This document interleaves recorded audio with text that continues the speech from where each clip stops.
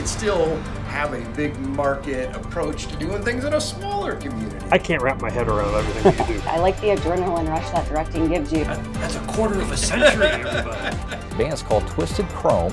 Nobody talks to you about that in journalism, do they? I don't think so. An inside look at the people in front of and behind the cameras at NTV on this episode of Inside NTV.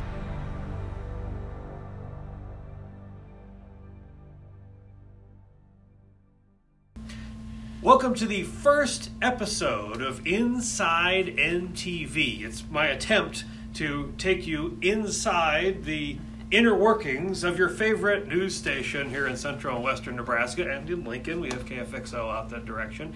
And this idea, one, we're starting with Mr. State Fair, Steve White. Hello, everybody. Who else could we start with? The idea came about, if anybody doesn't know, is that I grew up as a news dork. Likewise. There you go. Same. And I always watched the morning news in the morning or Sports Center when I got up for school. And to me, everybody on the news were celebrities. So that means Steve is a celebrity. Yeah. See, you didn't turn that down. No. I just agreed. I still remember I had a news anchor visited my high school and stuff, and it was like a big deal because I watched the news. There you know, go. and stuff like that. Yeah. So I want to find out things about Steve, and we're also going to talk to a number of other people, both on camera and off camera, to let you inside the people that you feel are family. Because I think a lot of people that are faithful viewers of NTV or any other television station for that matter feel that way about the news presenters, the weather people, the sports anchors, all that stuff. So we start with Steve. Steve, like myself, you're not a native Nebraskan, correct? Not a native Nebraskan, but I'm from really far away, one whole state away. So you drive over to York, hit Highway 81, and go about 4 hours north, and you'd be in my hometown. So South Dakota. Nice. And you have been at NTV for a very long time. Not to make you sound old. Yeah, right. Not. But when did you get started again at NTV? 25 years ago. What got you into this field? Like, I know the answer for myself, but I don't know your answer. Yeah, so as I was going to college and figuring out what I wanted to do with my life, a lot of things I was interested in, like you, I was kind of a news dork. I mean, I remember CNN in its infancy and ESPN when SportsCenter ran like all the time, and watching the Big Show, Dan Patrick and Keith Olbermann. You know what I'm talking about here, and whoever your news anchors were, your Peter Jennings and your Tom Brokaw and Dan Rather, and I grew up around that stuff. We got the newspaper at home. We got a daily paper. We'd often we got a hometown paper, but we'd also see the larger kind of regional paper, watch the news. So fast forward kind of in high school, I did a lot of speech and debate stuff, did a lot of fine art stuff, yearbook editor, newspaper. I mean, a lot of those things that I kind of did. Went to college first thinking, maybe I want to do engineering or something along those lines. I'm like, no, that's math, and I'm not so great at that. I'm glad there are people who are good at that. But that's not gonna be me, and figured out I could put a lot of things I liked together. I liked politics and the world affairs and local government and civics and the writing, the creative side of it. I mean, a lot of the things I kind of liked, this kind of encapsulated a lot of that for me. And again, like you said, 25 years at NTV, which is...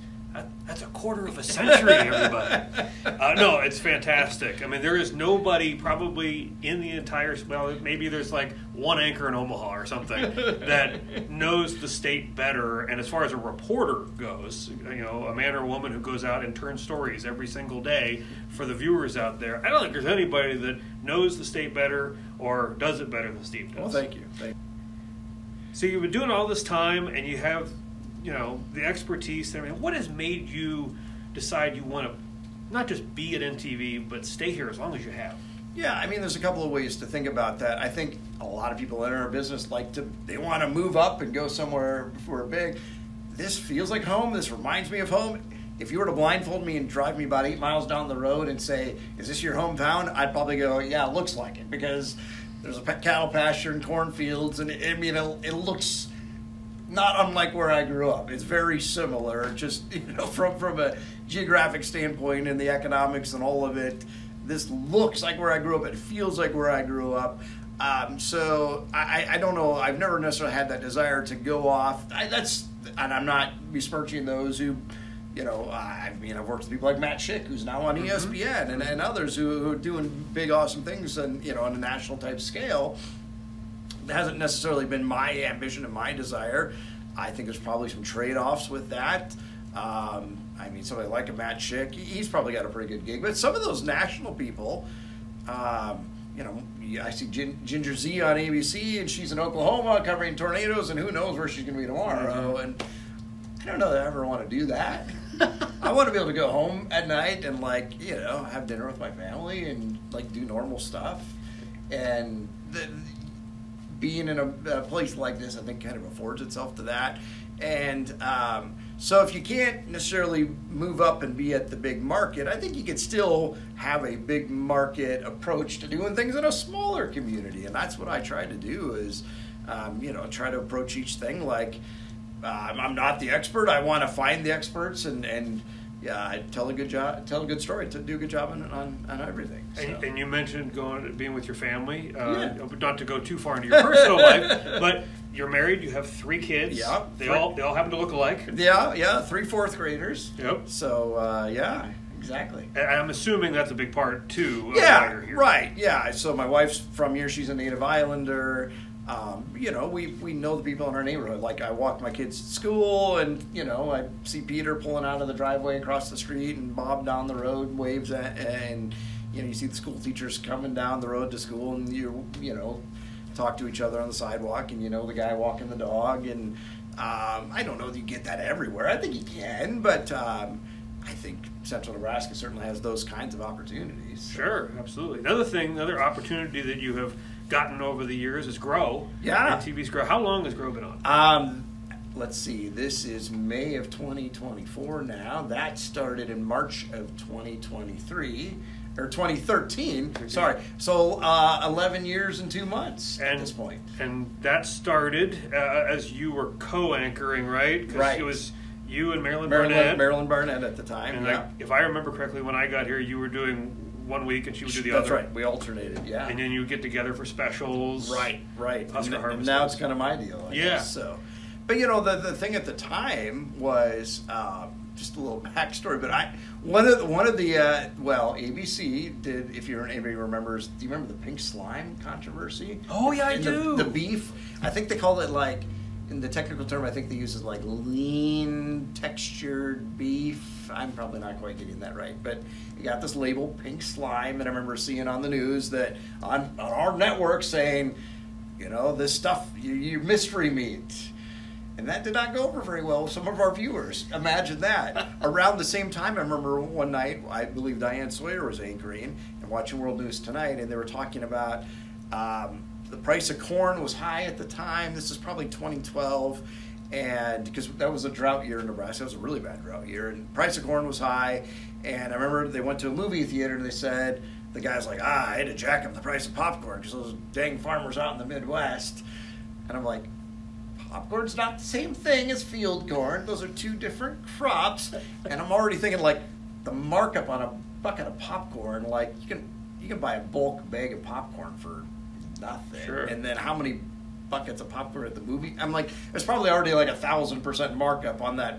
And I'm like, oh my gosh, this is, we had some various, things that were happening where we would see agriculture portrayed nationally, and we're like, this is not really giving a farmer's perspective. And I think at the time, our news director at the time did a daily market segment, on the noon news. We'd done those kinds of things for forever. We'd always reported on agriculture. But I think there was an understanding or a realization that there's people who are not being heard, and this is obviously an important industry. I mean, where is Nebraska without agriculture? Mm-hmm. That's kind of a space that we want to be in, and we kind of want to own that and say we're going to be the voice of that you're not getting anywhere else, and tell the good stories that are important and impactful that are affecting farmers and ranchers. So I didn't know that. I'm glad Yeah. I learned something. You learned something, I thought yeah. it was just something like, hey, we need another show, and let's have Steve Well, do it. yeah, no, and I'll tell you what. Well, Andy Griffith reruns were on at 10:30 at night on Sundays. Oh, wow. So Dallas, who was our sales manager at the time, and Marilyn and I basically put the thing together, I think, in a couple of months' time, maybe. I mean, this is from the moment we said, and because I think I would have to ask Dallas, but I think we were charging like $5 for a commercial in Andy Griffith reruns at 10:30 at night on a Sunday night. So I think from a sales manager, Dallas was the sales manager. I think from his perspective, he was like, "We've got to get something else on the air because that's just wasted real estate." Sure. I mean, we're making pennies throwing Andy Griffith on the air. No offense to my friend Mike Leggett of Grand Island, who loves Andy Griffith reruns, but you know, I remember he said we could do. He called it the 3 R's. I think he called it our reputation, our revenue, and I can't remember the third R. We'll have to remember what it is. But ratings. Okay. Ratings. Saying nobody's watching. This is a wasted time. He's like, Steve, Marilyn, you guys are pretty good at this stuff. Can we just like kind of repackage the stuff you do and throw an interview in there every week, and we'll do a weather forecast, and yeah, we can do that, right? And naively, we're like, yeah, sure. I mean, how much extra work can that be? I mean, you know, isn't this how a lot of projects get started in life? You're like, yeah, sure. I mean, that can't be that hard. And so, yeah, that's kind of where that started. We really put that on the air, like I said, probably within 8-10 weeks of coming up with the idea. Wow. We were on the air and off and running of, I believe it was right around St. Patrick's Day of 2013. Wow. Yeah. And so the people at home know this. You talked about repackaging things. And of course, there are some stories that run Monday through Friday that end up in Grow on Sunday night. But we don't always have 30 minutes worth of ag stories during the week. Right. So you have to go out and find other stuff. Yeah. So, and I'll give you a case in point. Like when I this past week, I went to a groundbreaking at the University of Nebraska that the USDA is building this new research center. I walk into a room like this, and I'm not kidding. And I look around, and there's probably no lie 75 people in that room that I've had in front of a camera before. You know, it's like looking around, and I'm like, oh, Kelly Brunkhorst, corn board. Oh, ethanol board. Don Caldwell, Renewable Fuels Nebraska. Oh, hey, there's the soybean board, and there's all the university people, and there's Joe Luck from Nebraska Extension. And I'm like, you know, just kind of like take your pick of who might I want to try to, you know, get my hands on. And so, yeah, I've learned to be pretty resourceful when I'm at an event like that, of kind of squirreling away a little extra interviews of, oh, hey, there's an ag economist. Let's just pull him aside for 3 minutes and talk about farm markets or whatever's going on. Or there's an agronomist. He's probably got something going on of, hey, Ron, what can we talk about for 3 minutes? He's like, oh, I'm pretty concerned about this western bean cutworm situation going on right now. I'm like, bring it on. Let's talk about that. And so, yeah, when I go to those kinds of events, it's great because then it's a bunch of bonus material that I can use. So. And if people don't know you as being a news reporter or know you from Grow, they probably know you from the State Fair. Right. State Fair moved, of course, from Lincoln to Grand Island in 2010. Right. And you've been along the ride for that long and probably before in Lincoln, too. Yeah. I mean, I used to cover the State Fair in Lincoln. You know, usually I'd go for kind of like a day and kind of see things. And but, yeah, you know, we started getting rumblings. Jim Cutterback, he was a state senator from the area, from Riverdale, I believe, and fantastic piano player too, by the way. Yeah, I'm giving you all the little nuggets you got to know. But anyway, he passed into law probably 2004 or so to take some lottery money and give it to the State Fair because, you know, I think the thought was at the time, if we don't give the State Fair some money, this thing is toast. It's dying out. And then the university, frankly, wanted that ground to do some other stuff with. So there was a real tension there. Harvey Perlman, I believe, was the chancellor at UNL at the time. I think pretty famously didn't really want a whole lot to do with the State Fair, and he really wanted this innovation campus, this kind of tech park. They had been out to, I think it was North Carolina, and had seen kind of an innovation campus thing, and they're like, that's the future. State Fair is cool, but we can really directly tie in our academic stuff with some research stuff and business incubator by doing this innovation campus thing. So state fair, figure that out. Sure. Off my hands. So yeah, I started, kind of getting wind of that. I remember it was Ray Aguilar, who was a state senator for Grand Island, who was, again, state senator at the time, said, maybe you just ought to come and merge with Husker Harvest Days. And so people heard that and like, that seems like kind of a weird idea. And nothing really happened, but then you kind of heard some rumblings that maybe they really wanted this ground to build their innovation campus. And so, yeah, it was 2008. And in fact, it was the first story I did after coming back from my honeymoon and getting married. It was Governor Dave Heineman signing on the dotted line next to State Senator Phil Erdman.